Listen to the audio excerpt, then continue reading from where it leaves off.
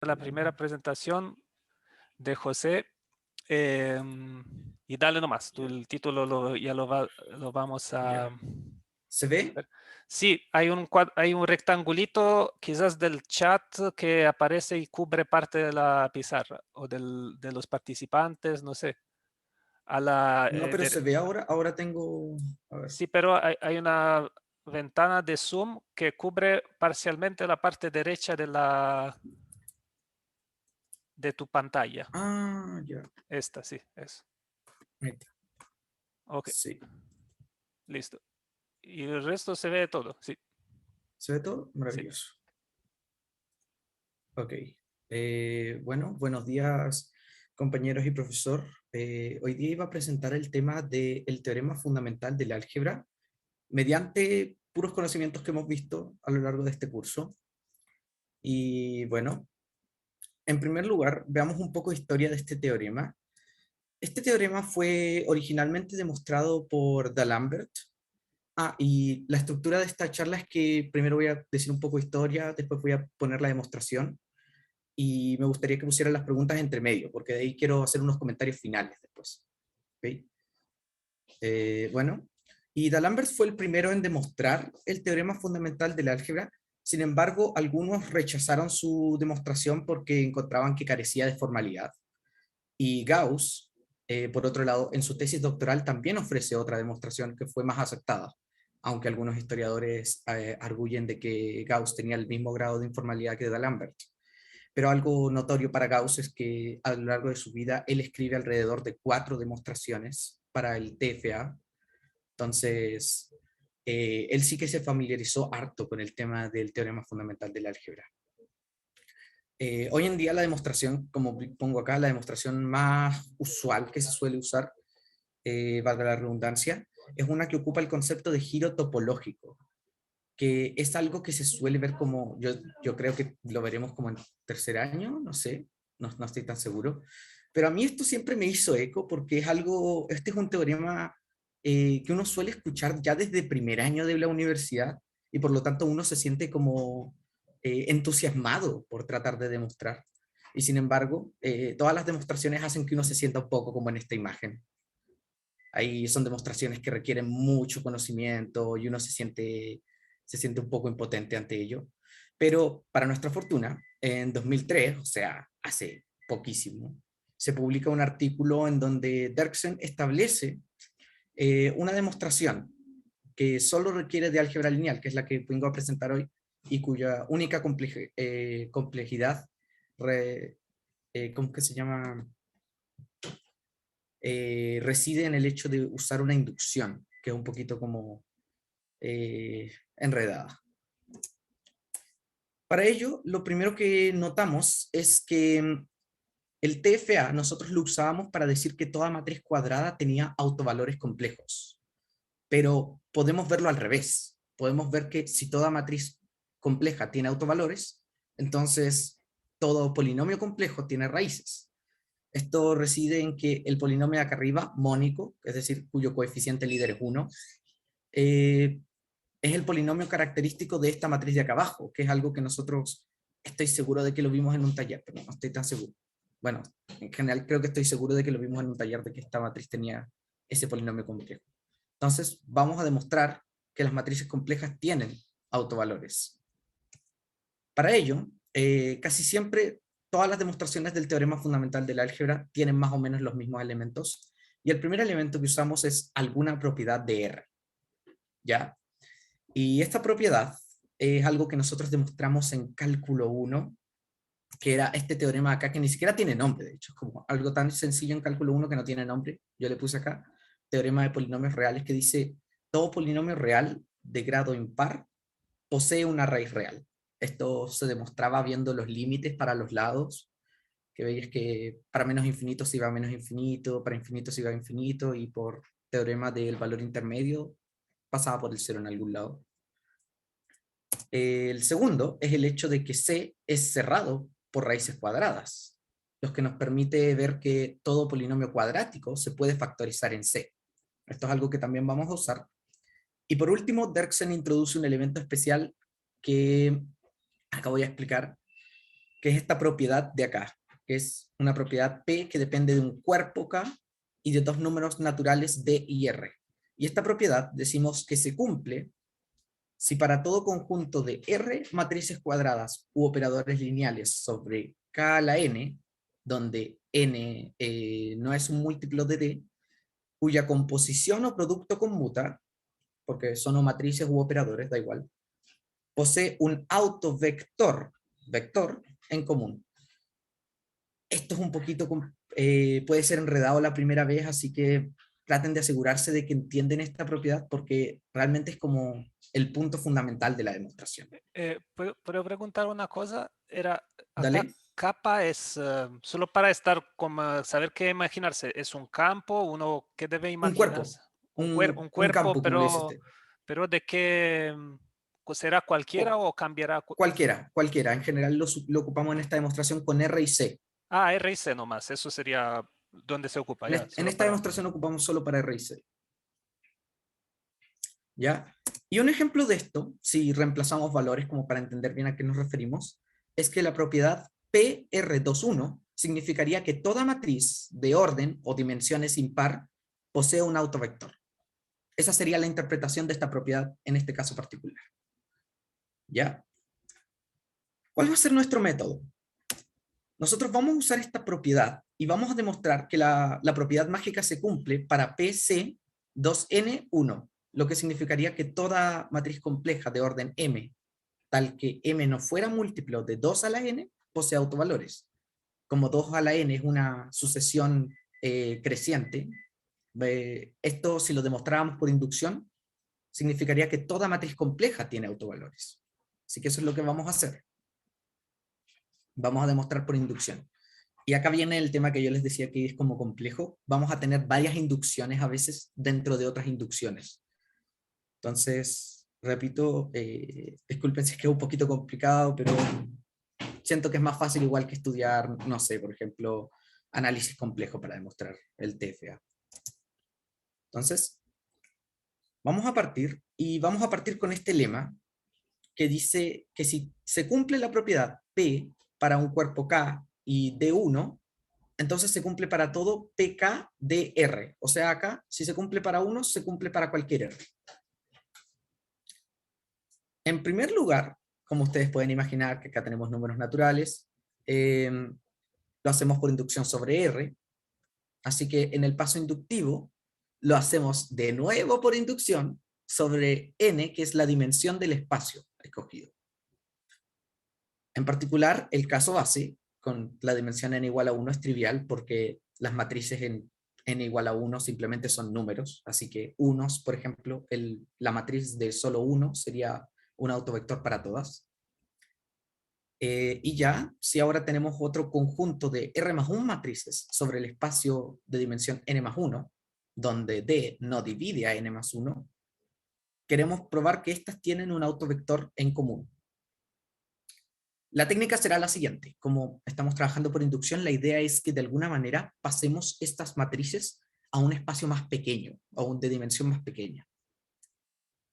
Invocando la propiedad 1, que como les había dicho, significaba de que una matriz en particular tenía un autovector, tenemos que la última matriz que introdujimos, la matriz R más 1, posee un autovalor lambda, y por lo tanto podemos definir el operador lineal B como AR más 1 menos lambda veces la identidad, que B tiene la propiedad de que conmuta con los otros R que teníamos acá, porque, bueno, la identidad conmuta con todos y AR conmuta con todos.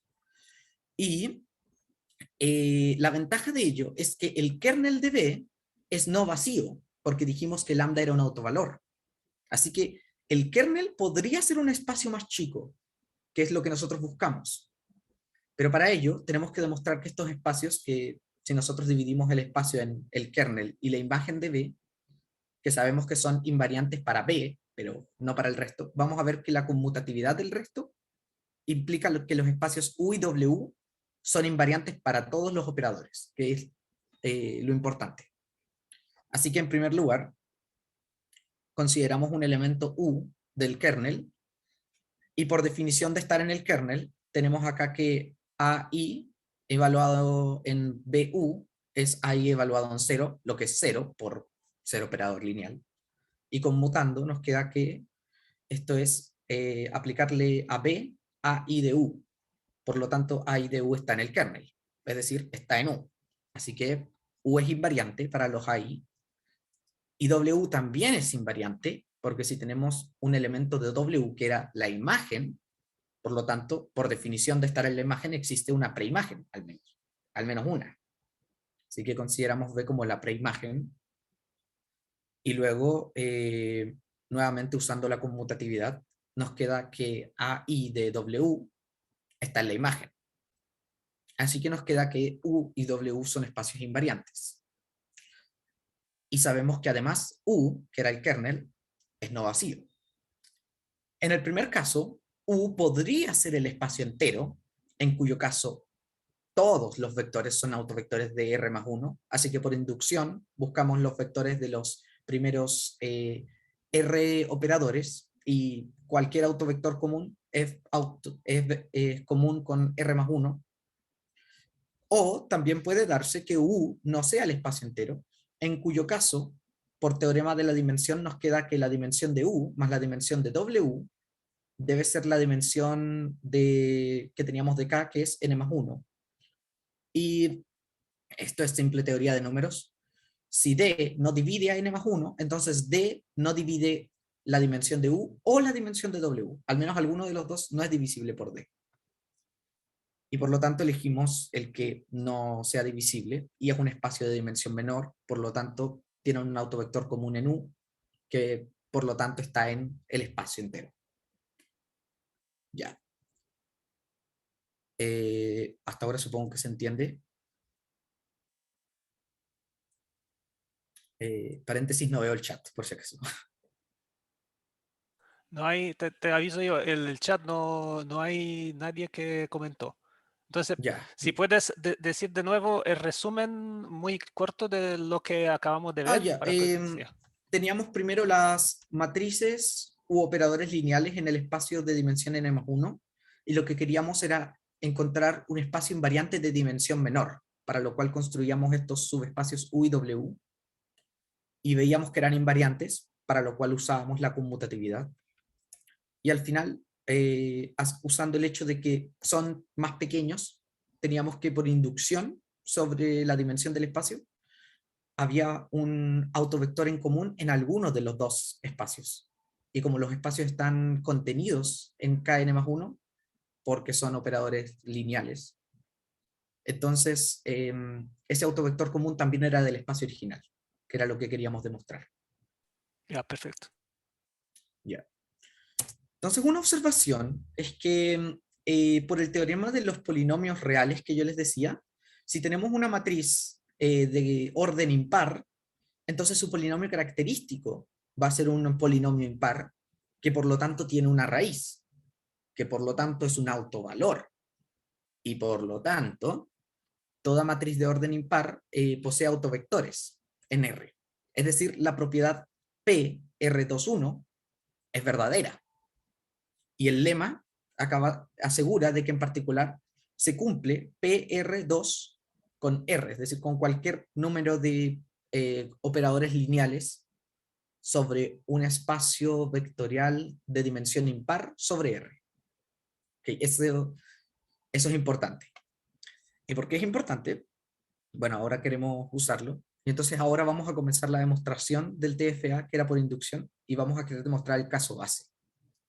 Y el caso base va a usar un espacio de dimensión, un espacio, perdón, vectorial sobre R.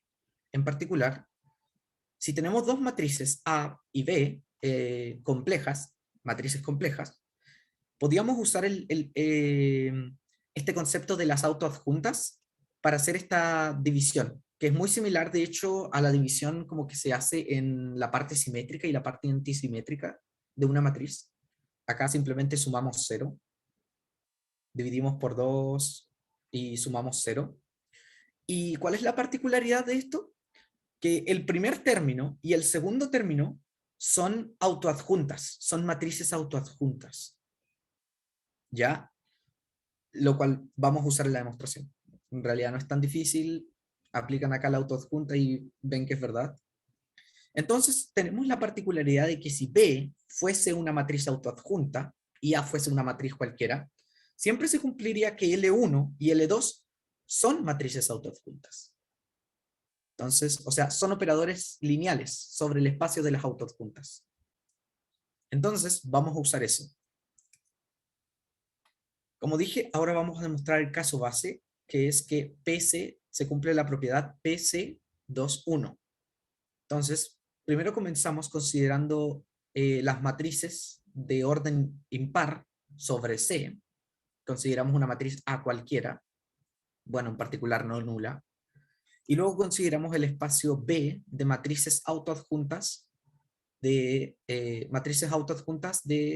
mat NC, tomándolo como R espacio vectorial. Es importante usarlo como R espacio vectorial y no como C espacio vectorial, porque si tomamos una matriz autoadjunta y la multiplicamos por la unidad imaginaria, deja de ser autoadjunta. Además que nuestra propiedad que tenemos hasta ahora solo aplica para R.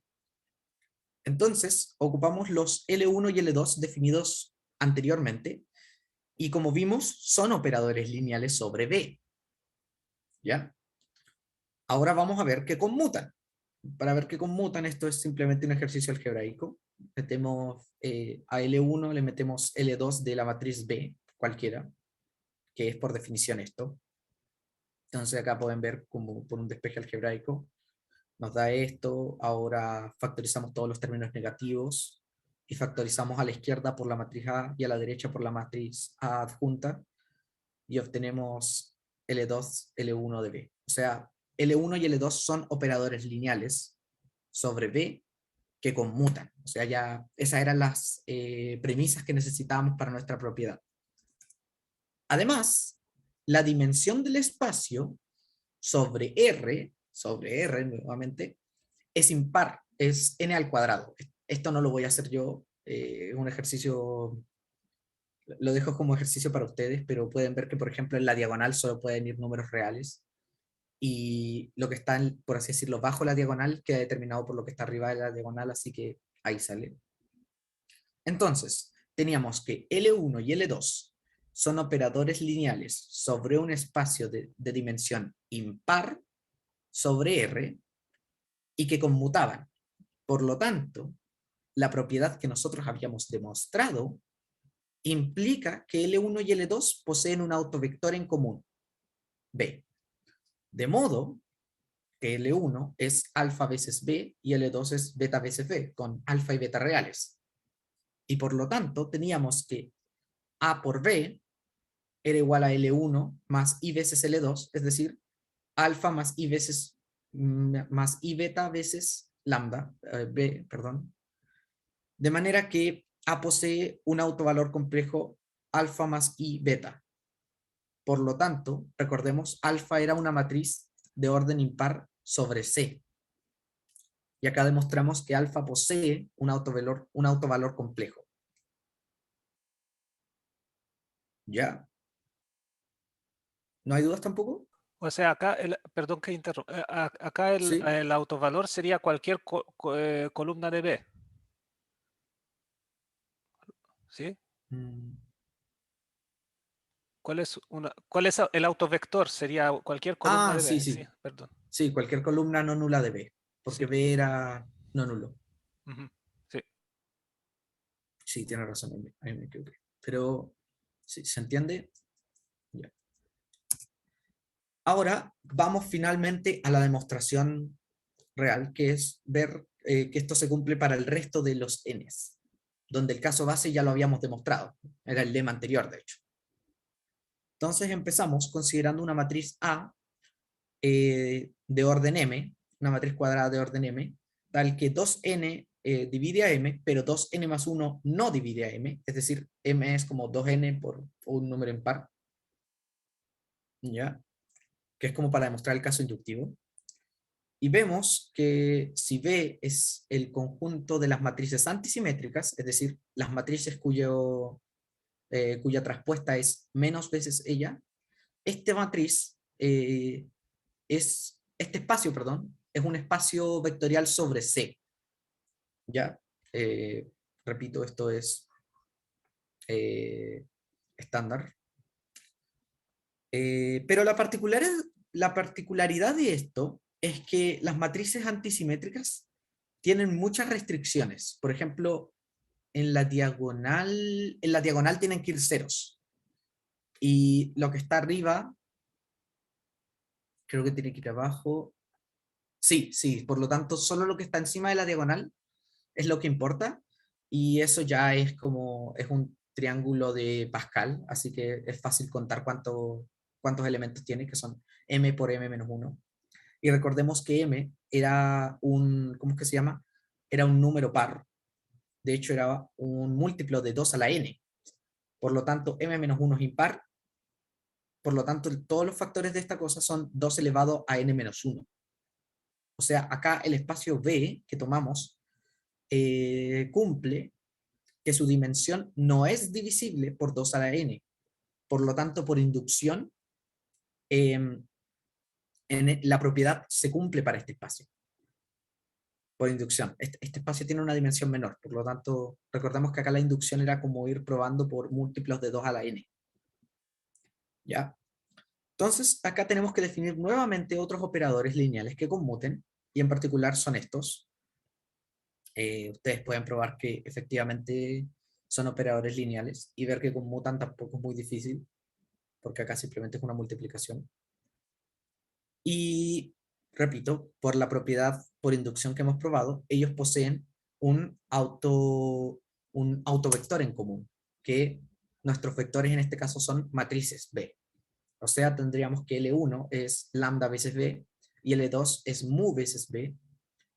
Y en particular, si acá despejamos, nos queda A por B A traspuesta, que volviendo acá, podemos despejarlo acá en L1 y pasamos el AB menos al otro lado.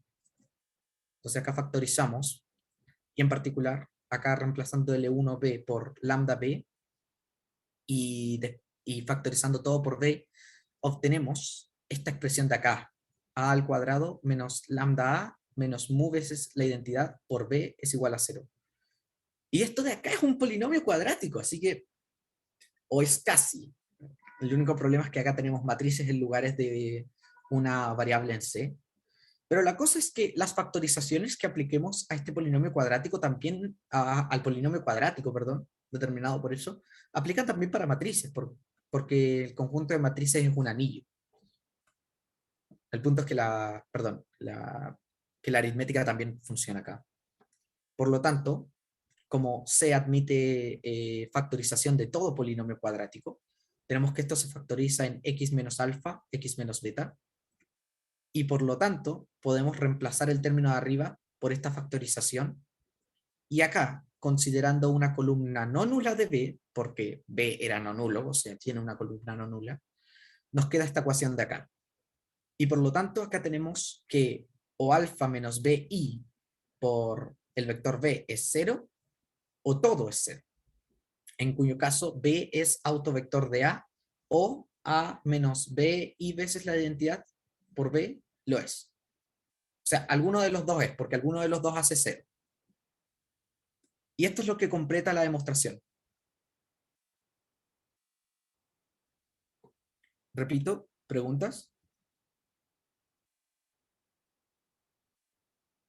Por ahora no hay. Alguien, si quieren, desmutense y pregunten algo. Pueden poner Sí, preguntas. porque acá se acabó la parte Dice, matemática, acá comienza como los comentarios, las consideraciones finales, por así decirlo.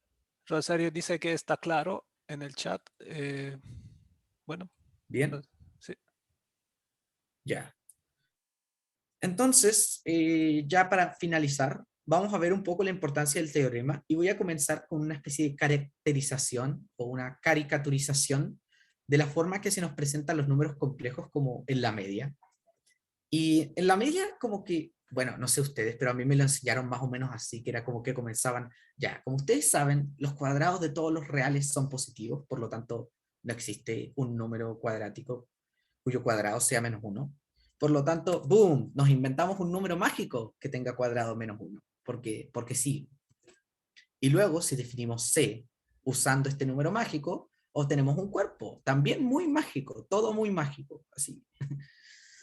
Y esta explicación a mí nunca me convenció, porque era como, ¿por qué no podemos hacer lo mismo con otros problemas que por definición no tengan solución? Como, ¿por qué no podemos definir un ángulo cuyo seno sea 2 o un beta cuyo logaritmo sea 0? Como, ¿por qué? ¿Por qué podemos hacer esto con el número mágico i, pero no con el resto? Y es que la verdad no es tan mágico y tiene una razón. Y esa razón se esconde en un teorema de extensión de cuerpos que se llama el teorema de Kronecker, que dice que si tenemos un cuerpo y un polinomio no constante y sin raíces, entonces podemos extender el cuerpo para que el polinomio sí posea raíces. Ya, esto, como les digo, es como pura divulgación, no voy a demostrar nada acá, pero esto es interesante. ¿Y por qué es interesante? Porque el teorema de Kronecker es realmente como la base de las extensiones algebraicas llamadas, así llamadas. Entonces, lo que realmente dice, ¿cuál es la importancia del teorema fundamental de la álgebra? La importancia del teorema fundamental de la álgebra es que dice que esencialmente C ya posee todos los números que podríamos necesitar. O sea, al contrario de lo que hacíamos con R, que era como agregarle este número mágico I, con C ya no podemos hacer eso, al menos sin sacrificar la estructura de cuerpo. Entonces, esto realmente sienta la importancia de lo que significan los números complejos, porque tal como por ejemplo los pitagóricos en primer lugar rechazaron la idea de los números irracionales, la consideraban como una falsedad. Al principio los números complejos también tuvieron cierto rechazo. Y este teorema de alguna manera dice que los números complejos ya están completos, ya no necesitan más números. Y es la razón de que los números complejos empiezan a aparecer en la naturaleza, por ejemplo. De hecho, es la causa de que surja una frase como esta, que dice que el camino más corto entre dos verdades del análisis real pasa por el análisis complejo. A veces estamos haciendo un problema de análisis real y tenemos que pasar por el análisis complejo, tal como a veces estamos haciendo un problema con racionales y tenemos que meter raíces para resolverlo, a pesar de que el problema sea completo en los racionales. Esto sienta mucho la importancia de los números complejos. Y ya para finalizar, como es natural, ustedes podrían preguntarse como, ¿qué generalizaciones podemos hacer a este teorema que acabamos de hacer? Entonces podríamos preguntarnos, ¿podemos aplicar el teorema fundamental de la álgebra a otros cuerpos, a otra dupla de cuerpos? Y la respuesta es que sí. De hecho, si ustedes lo veíamos, la única propiedad que usábamos de los números reales era que tenían raíces de polinomios de grado impar, y también ocupábamos que tenían raíces de números positivos. Esas dos características son pertenecientes a RA, es decir, los números reales algebraicos. Así que la demostración que acabamos de hacer, de hecho, también aplica para ver que los complejos algebraicos son algebraicamente cerrados. Que puede sonar redundante, pero no es tan obvio. La demostración, entonces, muestra esto. Entonces, también ustedes podrían preguntarse, ¿existen otros cuerpos que también tengan las mismas propiedades, pero no se parezcan a R y a C? Bueno, acá por supuesto tendríamos que definir qué significa parecerse a R y a C, pero en un cierto sentido, no. Y el teorema que acá yo les voy a mencionar como para los interesados, por supuesto yo no lo voy a ver en esta charla, pero para los interesados es el teorema de Artin-Schreier, aquí escrito, que también requiere de, ¿cómo es que se llama? De álgebra lineal, y además ocupa un par de teoremas de extensiones de cuerpo, así que, repito, tal vez sea una entretención para estas vacaciones. Y con eso doy concluida mi charla. En la bibliografía ocupé el artículo de Derksen, por supuesto, y ocupé este libro que yo encuentro que es genial para cualquiera que quiera revisarlo, que es The Fundamental Theorem of Algebra por Fanny Rosenberg, que en este se detallan como 10 demostraciones del teorema fundamental de la álgebra, así que sí, es bien entretenido. Y eso sería todo. Ok, muchas gracias. Gracias, José. Muy interesante. Dice, escribe Maite en el chat. Estoy de acuerdo. Fue muy interesante, bastante intensa la demostración, pero, pero así es. Entonces, si hay más preguntas, se pueden desmutear. Dicen gracias. No sé si pueden leer el chat tú. Pero gracias, José, crack. Sí, ahora estoy leyéndolo. Ok. Ya. Entonces, bueno, si hay alguien que quiere preguntar algo, alguna curiosidad, algo, pero si no, Sí, no sé. Es- si no hay preguntas, podemos, no sé, continuar quizás con la segunda presentación. No sé. sí, yo creo. Ok, entonces, em,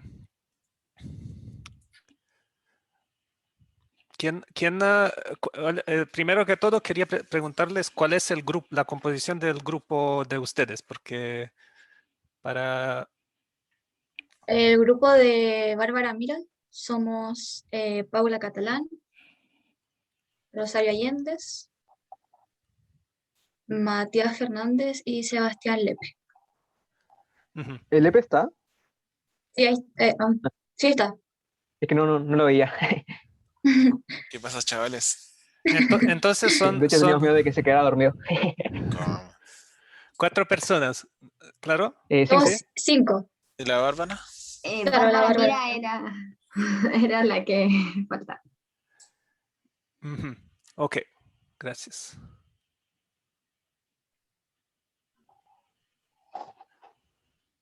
Tengo permiso. Ah, sí, tengo permiso para compartir. Sí.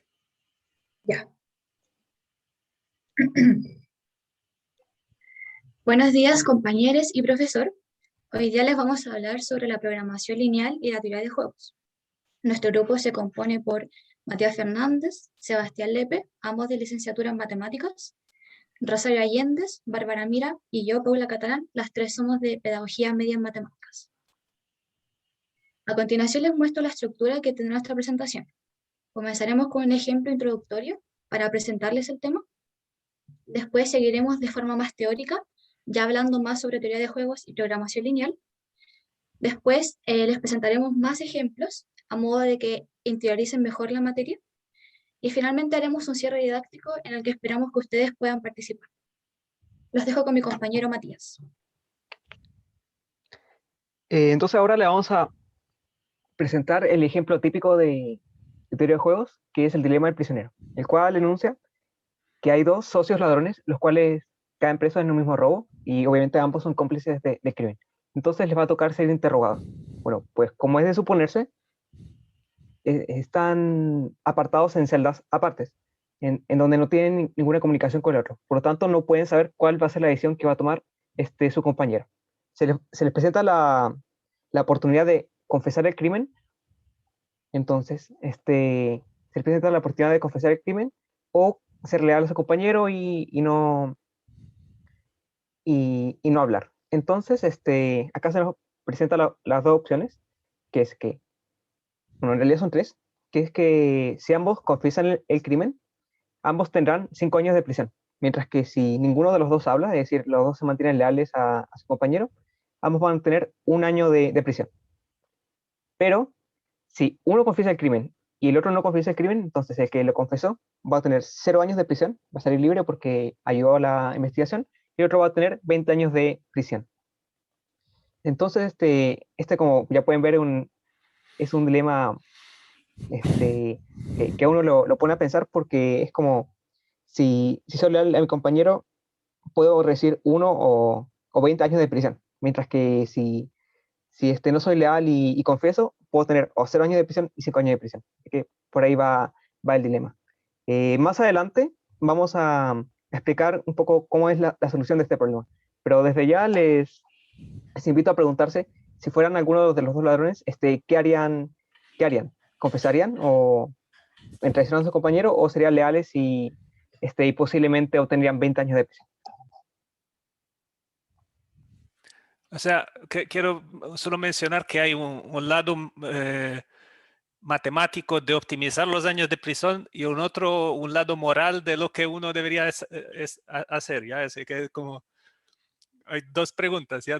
Nosotros miramos la pregunta matemática como si fueran máquinas nomás, ¿ya? Ok, perdón. Claro. Ya. A continuación les voy a hablar sobre la programación lineal. Es importante saber quiénes son las mentes detrás de esto. En primer lugar tenemos a Leonid Kantorovich, que es la persona que vemos acá. Él es de nacionalidad rusa, es economista, matemático e ingeniero. Por otro lado tenemos a TC, que son sus iniciales, Koopmans, que es la persona que vemos acá. Él también es economista y además es profesor. Tiene nacionalidad neerlandés-estadounidense. Ellos dos trabajaron en conjunto para la programación lineal, y es por esto que en 1975 recibieron el Premio Nobel de Economía. Pero ustedes se estarán preguntando qué es la programación lineal. Entendemos que es una técnica de modelamiento matemático que busca optimizar el uso de recursos limitados. En específico, busca maximizar las ganancias y minimizar los costos de una función lineal o función objetivo, como veremos más adelante. Pero estas funciones están sujetas a condiciones o restricciones, y las representamos en un sistema de ecuaciones o inecuaciones lineales.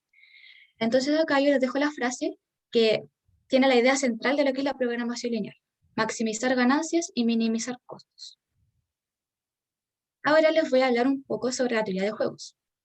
Acá tenemos a 3 personas que trabajaron sobre esto. En primer lugar tenemos a John von Neumann, que es la persona que vemos acá.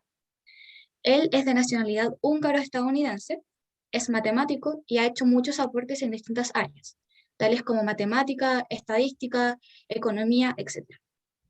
Luego tenemos a Oskar Morgenstern, que es la persona que vemos acá. Él es un economista alemán que junto a Neumann trabajaron haciendo las primeras averiguaciones sobre la teoría de juegos. Sin embargo, es John Feuerbach quien la formaliza, y es por esto que en 1994 él gana el Premio Nobel de Economía. Quizás a algunos de ustedes les suena su nombre porque inspiró la película Una mente brillante. Ahora yendo al punto, ¿qué es la teoría de juegos?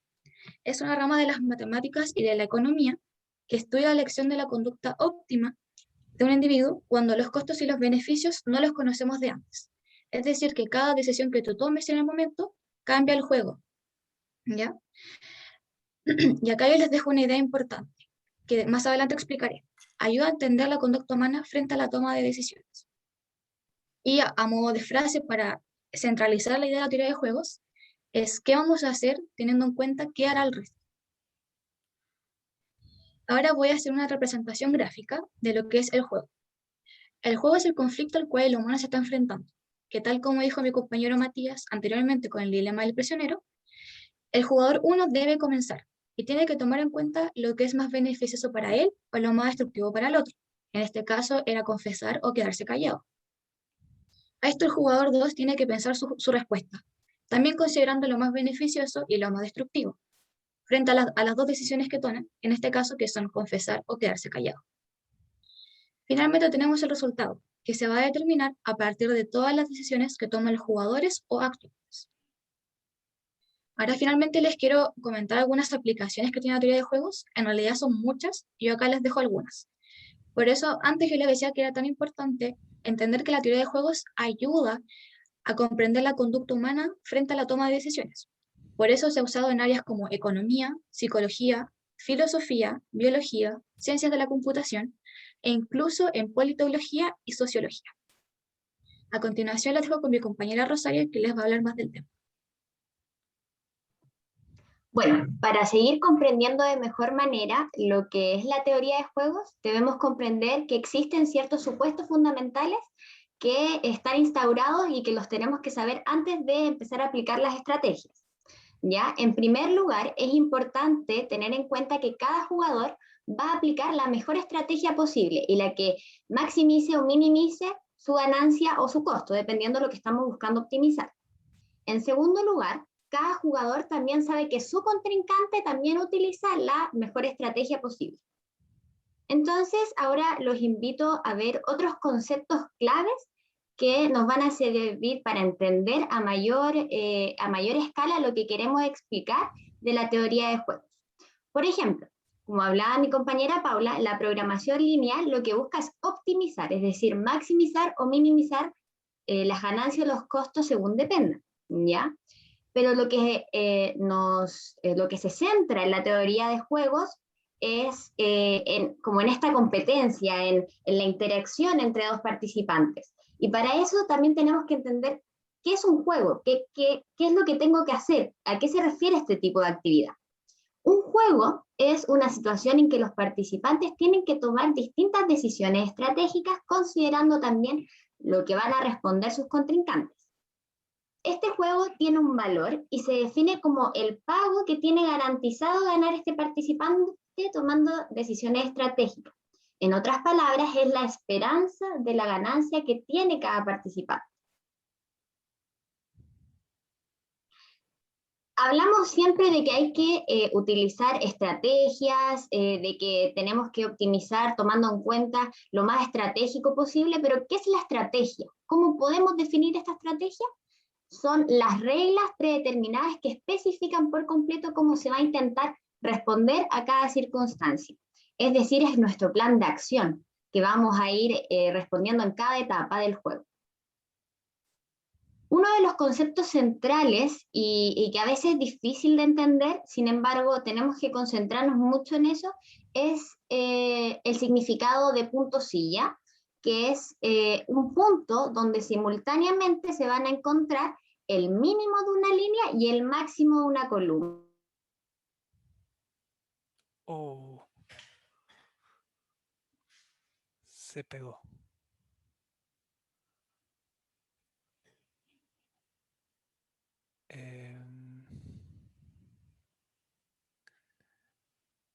Quizás no sé cuánto. Quizás algunos de ustedes ya saben un poco de qué iba a hablar, Rosario, por si no vuelve.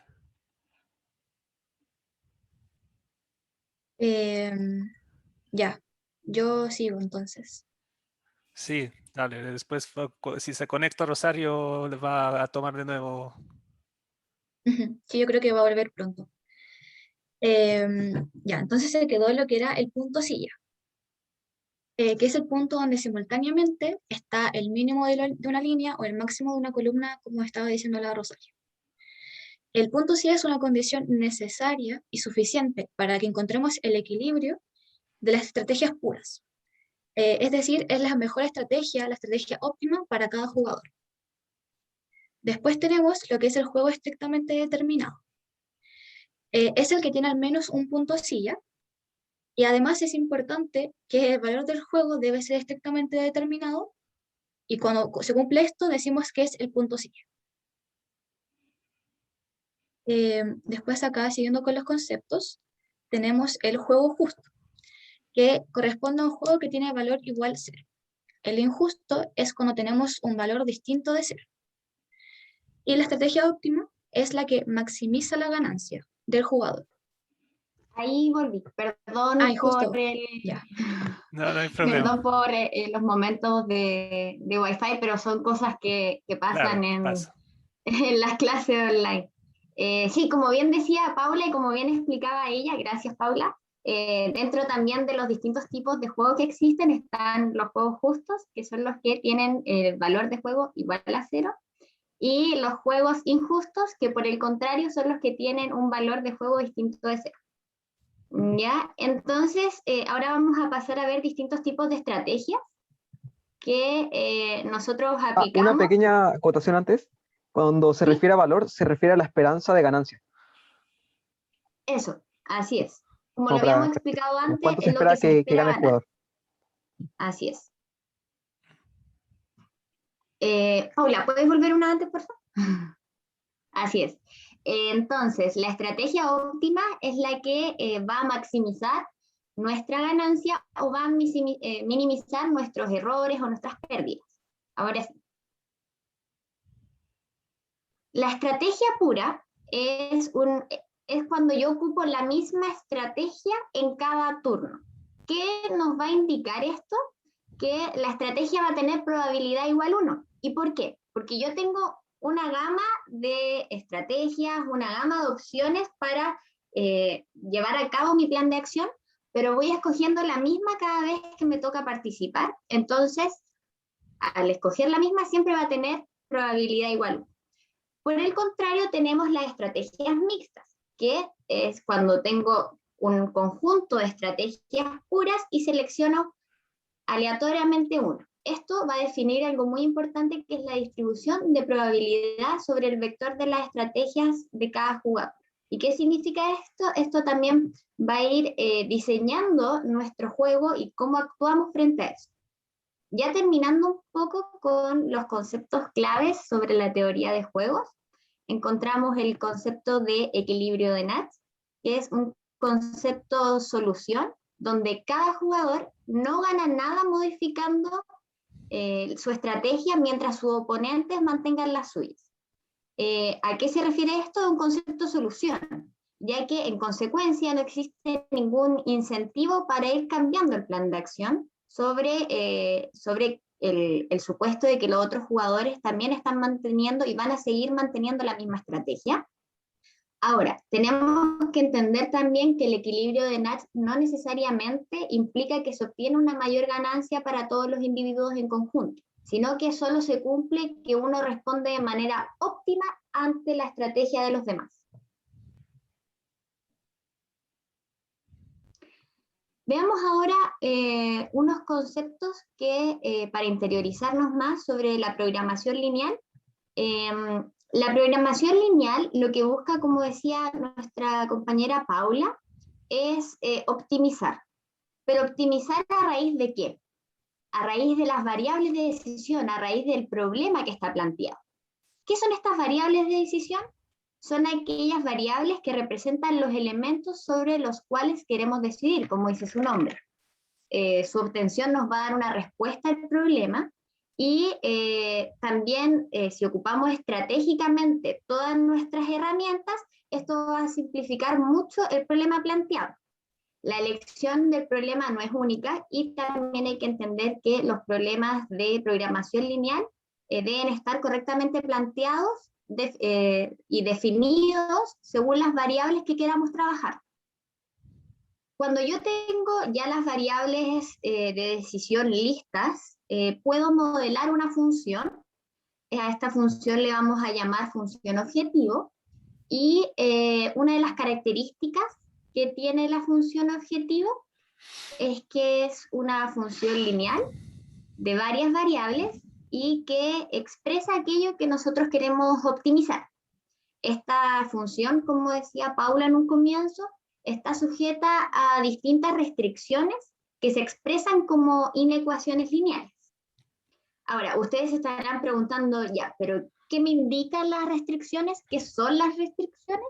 Bueno, yo les digo que las restricciones van a ser funciones que nos van a entregar información sobre los espacios de validez de las soluciones que nosotros queremos encontrar, ¿ya? Y si no tuviésemos restricciones en nuestro problema, la respuesta sería innata, sería una respuesta trivial, como que al ver ya la función encontraríamos al tiro la respuesta, ya que no tenemos ninguna restricción sobre el espacio en el cual estamos trabajando. Ahora, las restricciones sí se expresan como inecuaciones, pero también existen otros tipos de restricciones, que son las restricciones de signos, y que nos entregan la positividad de nuestra variable, es decir, el signo o cómo queremos expresar nosotros al final cada una de las variables que estamos trabajando. Por ejemplo, ahí salen las variables X e Y. Una vez que nosotros resolvemos el problema, vamos a tener dos conjuntos solución. El más importante y destacable es el conjunto solución factible, que corresponde a la intersección de todos los puntos posibles de valores de las variables del problema de optimización que satisfacen las restricciones que nos habían impuesto antes de comenzar el problema de optimización, ¿ya? Y que va a ser un espacio bien grande que va a contener todas las intersecciones de los distintos espacios de solución de nuestro problema. Finalmente, también vamos a tener soluciones óptimas, que son un tipo de soluciones factibles que van a dar el valor más favorable de la función objetivo. Estas soluciones expresan la optimización, bueno, en el caso que, por ejemplo, nosotros queremos encontrar los máximos globales, el problema nos va a arrojar un máximo, es decir, vamos a querer maximizar, y en el caso que queramos minimizar, el problema y esta solución óptima va a ser un mínimo global. Entonces ahora vamos a ver algunos tipos de juegos, bueno, más específicamente los juegos matriciales, y nuestra compañera Bárbara nos va a explicar y hablar un poquito más de eso. Ya, sí. Apagué la cámara porque me estaba quedando pegada, así que voy a hablar así mientras. En teoría de juegos tenemos que los tableros se pueden representar de varias formas. Primero tenemos la forma normal o matricial, que la que vamos a ver más a medida que avance la presentación.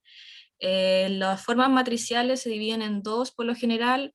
La primera es donde los números que se encuentran aquí al centro se representan ganancia y pérdida simultáneamente. Es decir, lo que pierde un jugador lo va a ganar el otro, lo cual se especifica en la misma jugada. Y en el texto de Strang se utiliza este tipo de tablero para representar las matrices bajo el nombre de suma cero. La segunda matriz es donde los números que se encuentran al centro representan las ganancias de cada jugador por separado. La ganancia izquierda en este caso va a representar al jugador 1 y la ganancia derecha va a representar al jugador 2. Luego tenemos los diagramas de árbol o los tableros extensivos, la cual es un poco más directa de analizar, pues se recorre un camino dependiendo de las decisiones que se tomen durante el juego. Si bien es mucho más fácil de analizar, suele ser también un poco controversial la forma de verla, pues nosotros si analizamos de izquierda a derecha el tablero, podríamos asumir que quizá el jugador 2 sabe lo que ya decidió el jugador 1, lo cual no es así. Por lo tanto, por lo general en este tipo de tableros se agrega una especie de elipse donde se encuentra el jugador 2, que se llama conjunto de información. Si bien las imágenes tienen pocos jugadores o pocas como decisiones, puede existir tableros de 3, 4, 5, 6 estrategias, hay mucho más que 2 jugadores. Los elementos presentes durante cualquier juego, independientemente de su representación gráfica, son los siguientes. Tenemos primero los jugadores, que son los individuos que toman las decisiones, suponiendo que buscan obtener los mejores pagos posibles. Las acciones, que son cada una de las posibles alternativas que un jugador puede elegir cuando sea su turno. El jugador elige buscando los mejores pagos posibles, como dije anteriormente. Las estrategias, también retomando un poco lo que dijo mi compañera Rosario, son el conjunto de acciones que tienen un fin determinado. La información, que es el grado de conocimiento de cómo se ha desarrollado el juego. El grado de conocimiento corresponde a las decisiones tomadas, los pagos, etc.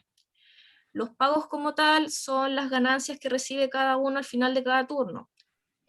Cuidado con entender pago como estrictamente algo monetario. Recordar el dilema del prisionero, que los pagos como que se acotan a años de cárcel o bien la libertad. Los equilibrios, que son el conjunto de estrategias que los jugadores llevan a cabo. Y ahora que tenemos los conceptos mucho más claros, podemos ver en profundidad el dilema del prisionero visto anteriormente desde de una forma matricial. Recordarlo brevemente: si ambos confiesan, ambos llevan 5 años de prisión. Si ninguno confiesa, tienen 1 año de prisión para ambos. Pero si uno confiesa y el otro no, quien confiesa sale en libertad. Cada uno de los jugadores debe analizar qué acción va a tomar considerando qué podría decir el otro. Evidentemente, la estrategia que le conviene a cada uno de los jugadores por separado es confesar el crimen. Pero si ambos deciden tomar esa misma decisión, claramente van a salir perjudicados comparado al objetivo inicial. Y si ambos deciden no confesar por miedo a que lo haga el otro y salgan perdiendo, de todos modos va a haber un grado de pérdida. Y ahora podemos ver el dilema del prisionero con un ejemplo numérico. Los números son elegidos en base a lo que nosotros utilizamos anteriormente, considerando los números negativos como los años en la cárcel, y el 0 equivale a la libertad. Un truco muy utilizado para encontrar el equilibrio de Nash, que es ese punto donde son las respuestas más óptimas o más correctas frente a la estrategia del oponente, debemos hacer lo siguiente. Vamos a partir analizando la jugada que podría decidir el jugador 1. Si el jugador 1 decidiese confesar, voy a anotar, si el jugador 1 decidiese confesar, al jugador 2 le queda o confesar o no confesar. Si el jugador 1 decidiese confesar también, obtendría un menor grado de pérdida de lo que sería no confesar. Por lo tanto, vamos a dejar ese valor encerrado o bien destacado aquí abajito. Luego, para el jugador 1, si el jugador 1 decidiese no confesar, lo que le conviene más al jugador 2 sería confesar, porque es donde pierde menos o gana más. Entonces, voy a dejarlo encerrado. O sea, perdón, destacado. Luego, si analizamos las jugadas que podría hacer el jugador 2, si el jugador 2 decidiese confesar, lo que le conviene mucho más al jugador 1 sería confesar también, pues es donde pierde menos. Voy a anotar ahí. Y si el jugador 2 decidiese no confesar, lo que más le conviene al jugador 1 sería confesar también. Perdón, sería confesar, pues es donde pierde menos. O bien en este caso gana más. Y donde nosotros tengamos, en el tablero tengamos dos valores encerrados simultáneamente, corresponde al equilibrio de Nash, que es la estrategia que resulta que no va a ser cambiada bajo ninguna circunstancia por ninguno de los dos jugadores. Habiendo analizado este ejemplo en profundidad, podemos decir que lo fundamental de todo esto es mantener un análisis constante de lo que podría ser el oponente. Hay que recordar que el resultado, el pago recibido, que como dije anteriormente, no es monetario necesariamente, es en base a la decisión de todos los jugadores, tal como también dijo mi compañera Paula. Es decir, existe una interdependencia estratégica. Visto de manera de forma matricial, no todas las matrices están hechas para ser adaptadas a un juego justo. De hecho, una matriz debe ser simétrica sesgada para poder ser nombrada como tal. ¿Pero qué es una matriz simétrica sesgada? Una matriz simétrica sesgada A es aquella donde su transpuesta es igual a menos A. La matriz mostrada en la diapositiva en este caso cumple con este requisito, pero sin embargo, un ejemplo que no lo cumpliese sería la matriz identidad. Es decir, usar la matriz identidad en un tablero no sería considerado un juego justo.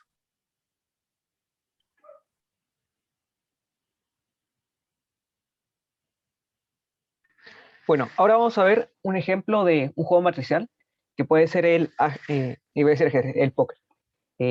Pero lo que vamos a ver va a ser una variación del póker, porque en sí el póker tiene tantas posibilidades, combinaciones de manos, de cartas, que no puede ser tratado, al menos en este momento, para buscar una estrategia absolutamente ganadora. Así que lo que vamos a hacer es ver una pequeña variación del póker, la cual vamos a tener que tenemos al jugador X y al jugador Y. El jugador X siempre va a recibir una J o un rey con igual probabilidad de aparecer de cada una, y el jugador Y siempre va a recibir una reina. Entonces, lo que puede hacer X es pasar y perder la apuesta de $1 que hay sobre la mesa, o subir la apuesta por $2. Y lo que puede hacer el jugador Y, si es que X apuesta, es que puede pasar y perder el dólar, o pagar los adicionales $2 y averiguar si X estaba fingiendo. Si es que X estaba fingiendo, es decir, había sacado una J, él va a perder $3.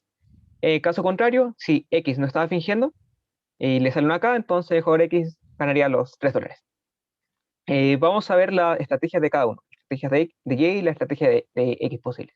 Entonces la primera estrategia que podemos ver es que si X apuesta, Y pase. Entonces dice, si subo la apuesta, y dice, pues pasa. Entonces ahí se queda y X ganaría $1. La siguiente opción de Y es que si X apuesta, entonces Y paga los 2 adicionales para ver si está fingiendo o no. Dice, yo apuesto también. Ahora veremos las estrategias de X. Entonces, X puede apostar los 2 adicionales con el rey y pasar con la J, lo que sería ser consecuente con su mano. Ahí si le sale una J, dice, mejor paso. O puede apostar los 2 adicionales en cualquier caso, es decir, hacer bluffing, que es mentir. Con la K dobla la apuesta y con la J también va a doblar la apuesta. Después tenemos unas estrategias que no son tan buenas, que es pasar en cualquier caso, es decir, pese a que le saca la K pase, entonces siempre va a perder $1. Ese es el mejor paso. Y la última estrategia es pasar con el rey y apostar con la J, que es obviamente el peor de los casos, porque estaría pasando cuando gana y en teoría cuando pierde es cuando está apostando. Entonces, en resumen, tenemos las siguientes estrategias que aparecen ahí en pantalla. Pasa al siguiente. Y podemos ver si es que tomamos como los reglones las estrategias de Y y las columnas, las estrategias de X, que primero, X siempre va a perder la mitad del tiempo en J y va a ganar con el rey. Recordando que esta era cuando X era consecuente con su mano y cuando Y siempre pasaba. De ahí, la siguiente entrada de la matriz sería cuando Y siempre apuesta. Entonces, sería que X pierde la mitad del tiempo, porque cuando le toca acá igual apuesta, y gana 3 la otra mitad del tiempo, porque cuando le tocaba acá ahí sí ganaba. De ahí continuando, cuando X, sí, cuando X hacía bluffing, entonces, y Y no apostaba, entonces X siempre va a ganar $1, ya que Y siempre pasa. Caso contrario, cuando Y sí apuesta, X va a ganar con el rey y va a perder con la J, porque está fingiendo y fingiendo fracaso. No vamos a ver las otras porque son otras opciones, porque la verdad es que son malas y de hecho ahí se puede ver cuál es la ganancia de cada uno. La matriz A representa la ganancia de X con respecto a las estrategias, donde cada fila es la estrategia de Y y cada columna es la estrategia de X. Entonces podemos ver que lo que le conviene hacer a X es la mitad del tiempo hacer bluffing y la otra mitad del tiempo ser consecuente con su mano, que sería el vector que vemos ahí de 1 partido en 2, 1 partido en 2, 0, 0, porque obviamente no va a tomar las dos últimas estrategias que habíamos nombrado. Ya, ahora me toca a mí. depende- Sí. Continúa nomás, Paula. Hoy se ve lento. Ya dale nomás. Ya. Antes de hablar del. O sea, me toca ahora a mí, si hasta el DP, hablar del teorema del Minimax, ¿ya? Pero antes de hablar de eso, dale, Paula nomás. Es importante hacer mención del problema dual. Consideremos las siguientes preguntas. Ya, ¿qué es el problema dual? ¿Cuáles son sus componentes y para qué sirve? Ya. Consideremos la siguiente situación abstracta. Sea A una matriz de M por N, sean los vectores XB vectores de Rn y sea y C vectores de R a la 1 por M, que serían filas o reglones, como uno quiera verlo. Nuestro problema original, bueno, supongamos que tenemos un problema original que consiste en minimizar una función de costo de la forma CX sujeto a las siguientes condiciones. Dame un segundo. Que X sea mayor o igual que 0 y el producto AX sea mayor o igual que B. Por otro lado, definimos el problema dual como maximizar la función de costo IB sujeto a otras condiciones, que I sea mayor o igual que 0 y que IA sea mayor que C, donde el problema dual es otra forma de ver el problema original, ya solo visto de otra forma. De esta forma definimos el problema dual y mostrando algunos componentes. Ya. Ahora, ¿para qué sirve? Tratando de responder a esa pregunta, el problema dual sirve para estudiar situaciones cotidianas, hacer las compras en un tiempo, una carrera de automóviles, entre otros. ¿Ya? Por ejemplo, yo quiero ir a la farmacia y comprar cierta cosa. Lo ideal es que obtenga más cosas con la menor plata posible, porque me beneficia. ¿Ya? Por otro lado, el farmacéutico quiere entregar menos cosas con el mayor precio posible, porque también lo beneficia. En otras palabras, son estudiar situaciones convenientes, ¿ya? Que hay como una competencia ahí escondida. Dale, Paula, por favor. Un ejemplo para entender mejor esta construcción del problema original y dual es la que se presenta. Ya. En este caso, yo quiero minimizar la función de costo de x1 más 4xx2 sujeto a estas condiciones, de que x sea mayor que 0 y que x sea mayor o igual que b. ¿Ya? Como podemos ver, la matriz A, X y B, la I y la C, están ahí presentes, ¿ya? Y si hacemos los cálculos, tenemos el problema original, ¿ya? Es simplemente jugar. Lo curioso es que si nosotros obtenemos la matriz asociada al problema dual, esta, digamos B, por decir algo, esta matriz B es la transpuesta de A, ¿ya? Pero no me interesa mucho entrar al fondo de esto, porque no va el tema. Ya, dale nomás, Paula. La solución es la siguiente, que x sea igual a 3,0 e y sea 1/2, que son los vectores óptimos, que ya sabemos que se puede alcanzar gracias a todo esto de programación lineal. Y entonces, si hacemos las cuentas, Cx es igual a 3 y b es igual a 3. Pero como podemos notar, que es evidente que Cx es igual a Ib. Y esto no es casualidad. En la siguiente diapositiva veremos un teorema que explica esto. Dale nomás. Teorema. Sea P un problema original cualquiera, y sea D su dual, ¿ya? Si X estrellita y estrellita son óptimos, entonces X estrellita es igual a Y B estrellita, o sea, Y estrellita B, ¿ya? La demostración no la haremos porque siento que no es necesario mostrarla y porque no va el tema tampoco. Pero lo que es importante mencionar es que a estas tres personas que demostraron en su tiempo el teorema, alrededor de 1951, ¿quiénes son estas personas? Son David Gale, Harold Williams Kohn y Albert Williams Tucker. Ya, dale nomás a Paula. Ya. Pero hay un problema. No sabemos la relación entre el teorema dual y el minimax, y tampoco he hablado del teorema minimax. Una cosa así mencionar es que el teorema minimax entra en teoría de juego, ¿ya? Y como hablamos en el ejemplo anterior, el teorema dual trabaja con situaciones beneficiosas, con competencia, pero de eso se trata la teoría de juego, de competencia. Por tanto, de alguna forma podemos relacionar el teorema dual y el teorema minimax. La única diferencia es que en teoría de juego se ocupan otras condiciones, ¿ya? Donde x sea mayor o igual que 0, que y sea mayor o igual que 0, y que la suma de los componentes de x y de y sean igual a 1. Y todo esto se debe a que, de que trabajamos con x con probabilidades, ¿ya?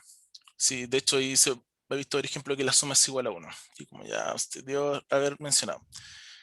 ¿Con qué objetivo? Con el objetivo de maximizar la mínima ganancia para un jugador X y minimizar la pérdida para otro jugador Y, ¿ya? Ya, el teorema minimax, ¿en qué nos ayuda? Nos ayuda a determinar la esperanza. Además, por el tema dual, es posible encontrar siempre el valor del juego siempre que se satisfaga ciertas condiciones, ¿ya? Ya, ahora mencionemos el teorema para explicarlo mejor.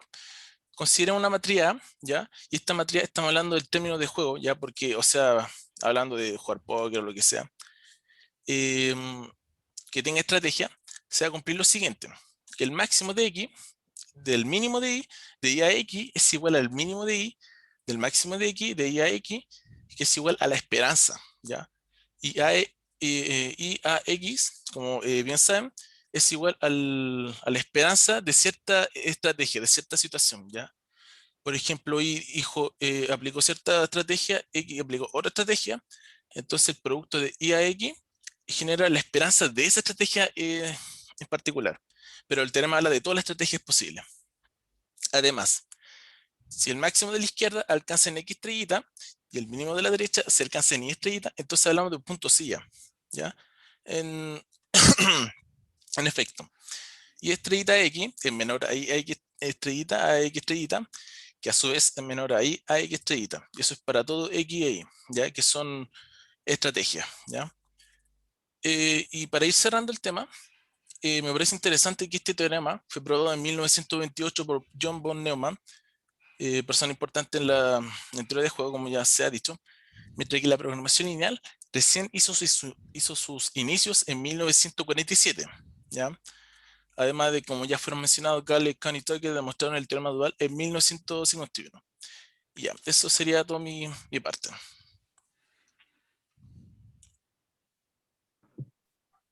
Ahora nuestro compañero Matías les va a proponer un juego Sí.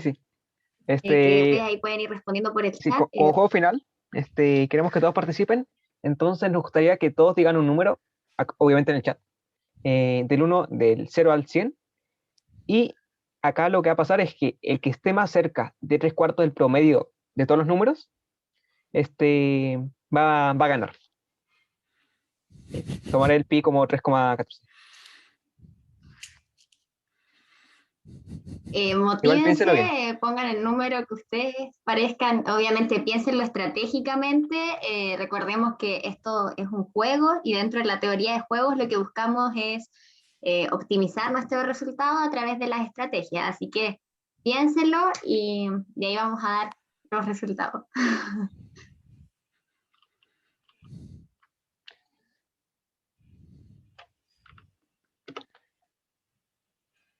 Por ese caso, acá tengo el Python, así que cuando todo esté listo, me avisan y lo saco. Ya.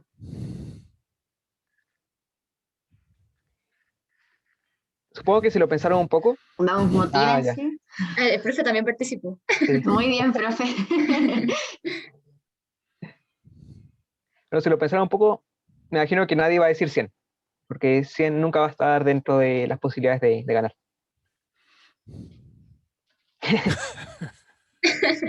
Alguien no quiso ganar.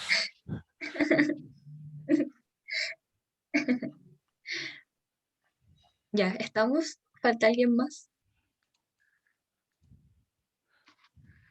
Ya, ahí la Eh, Debbie dijo Voy otra. recolectando los números.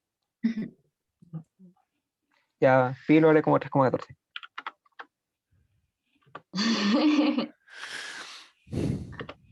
Pero 38.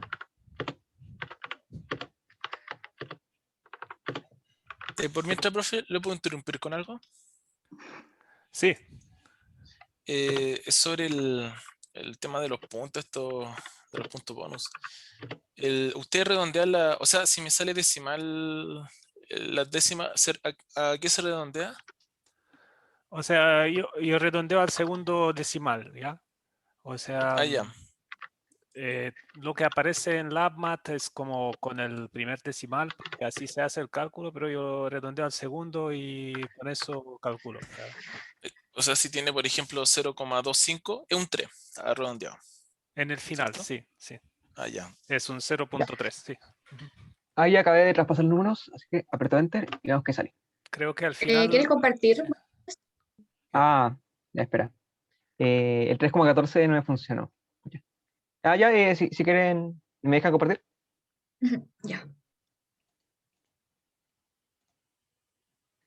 Stock 1. ¿Se ve?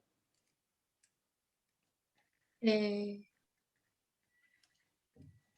sí, sí se ve. Ya, perfecto. Y alguien acá puso algo que no era un entero. Así que acá lo debo cambiar.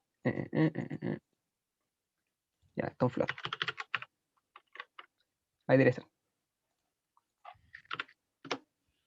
Entonces, todo esto de acá, acá. Y ahí está. El 0,75 del promedio es 33, tanto. Y el que ganó fue el que dijo el 31. ¿Quién ganó? ¿Quién dijo 31? Eh, Patricia. Patricia Calderón. Felicitaciones, Patricia. Ahí Con ese- teníamos un ejemplo de un juego.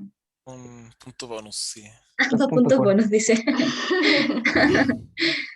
Esa fue cuál? nuestra presentación. Así Sí, que Lo interesante de este problema es que si lo piensas, primero, todos los números que estén arriba del 75 nunca van a salir, así que si eres una persona racional, nunca vas a decir 75. Luego, si piensas que todos los demás son racionales, también van a pensar lo mismo, entonces van a pensar un número menor que 75. Por tanto, tú vas a pensar ya, si 65 nunca va a salir, entonces, de hecho, ni siquiera un cuarto por abajo de 75 nunca van a salir, entonces va a bajar tu apuesta y se ha ido por ahí. Y así puede hacer ese mismo razonamiento hasta que llega a que la solución óptima es sacar 0, es decir, 0. Si es que todos son racionales y todos lo piensan. Por el otro lado nace la complejidad del comportamiento humano, que no piensa hasta el infinito. Y que Claro. si uno sabe que ya es mucho más complicado. Sí. Ok. Y bueno, sí, pero a mí bueno, claramente me haría gustado que ver alguna demostración, pero bueno, eso no. Igual ¿Una es cosa, interesante ver cómo profe? es, sí, esos enunciados. El raciocinio que usó el Mati para decir que el único número que correspondía a decir era el 0, creo que se puede usar para decir que prácticamente cualquier número es la respuesta correcta. No, porque es 3/4 del promedio, no solo el promedio. Pero si no, puedes cortar el primer cuarto en vez del último cuarto. ¿Cómo? Puedes cortar, puedes empezar diciendo que ninguno abajo de 25 se puede. ¿Ya? Espera, ¿por qué? Por la misma razón que dijiste que... No, o sea, dije que todo... A ver, no es que ninguno abajo del 75 no era. Era que ninguno arriba del 75 era. Ajá, Ninguno lo arriba del puedes decir, 75. ninguno abajo de 25 era, es equivalente. Ninguno abajo del 75. ¿Por Eso. qué es equivalente? No, porque... no es equivalente, porque imagínate que todos dicen, no sé, 25. Entonces los que Sí. están abajo del 25 también pueden estar.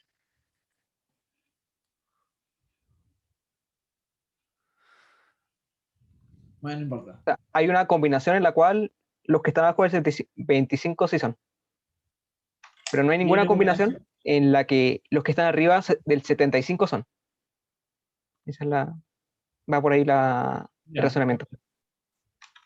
Profe, Sí. haciéndole respuesta a la pregunta que dijo sobre por qué no hubo como una demostración. Bueno, en Sí, mi parte no lo hice por un tema de tiempo en realidad, y no lo encontré claro. así como, Sí, no, ¿cómo no, decirlo? pues no lo decía como... Comprendo bien el motivo de tiempo, sí, Sí, pero digo, desde el punto de vista de como siendo un curso matemático. de... era Sí, bueno tener, pero otro lado es más interesante quizás que ustedes conozcan que existe esto y de qué se trata y que dieron bien una idea de cómo que es algo, tienen varias ramificaciones y varios tipos de estilos. Unos se pueden representar con matrices, otros no, otros con árboles y hay toda una variedad ahí, claramente. Profesor, Parte, ¿usted sabe por qué se llama programación lineal? Como cuando lo vi, solo vi puras desigualdades, no vi programación. Programación lineal es Sí. que no sé cómo históricamente, pero se llama programa lineal ese tipo de lo que quizás que lo demostraban programando, no sé si por qué se llama programa lineal, pero es el problema más sencillo con unas constricciones dado por funciones lineares y optimizo otra función lineal, eso se llamaba un programa lineal. Y reduzco Ah, la pregunta a esta pregunta, que no sé la respuesta. Ya eso, la respuesta es que nació desde el concepto de programa lineal, que no sé, pero ¿por qué se llama así? Sí, buena pregunta. bueno. Ok.